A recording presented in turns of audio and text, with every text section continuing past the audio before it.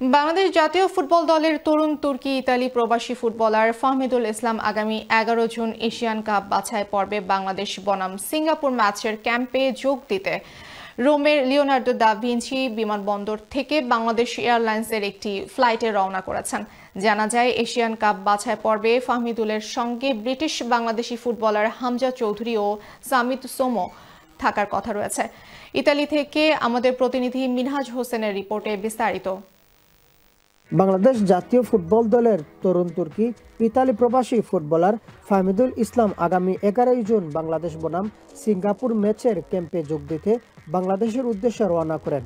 22 মে স্থানীয় সময় সন্ধ্যা 7:30 রোমের লিওনার্দো দা ভিঞ্চি বিমানবন্দর থেকে বিমান বাংলাদেশ এয়ারলাইন্সের ঢাকার পথ ধরেন তরুণ এই তুর্কি। সুযোগ পেলে ভালো খেলার প্রত্যাশা ও দলের জয় অবদান রাখার কথা বলেন ফাহমিদুল।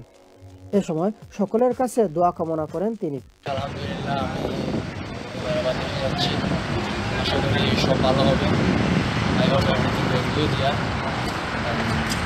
ইনশাআল্লাহ একদম বাই বেস্ট। এদিকে বিমানবন্দরে তাকে বিদায় জানাতে ভিড় করেন ইতালি প্রবাসী বাংলাদেশিরা। তাকে বিদায় জানাতে দেখা যায় বিমান বাংলাদেশ এয়ারলাইন্সের ইতালি কান্ট্রি ম্যানেজার আব্দুল্লাহ, ইতালিস্থ বৃহত্তর নোয়াখালী সমিতির সভাপতি আলাউদ্দিন শিমুল, ফেনী জেলা সমিতির উপদেষ্টা ফরিদুদ্দিন আহমেদ ভুইয়া, প্রবাসী সাংবাদিক জায়েদুল হক সুহেল সহ আরও অনেকেই।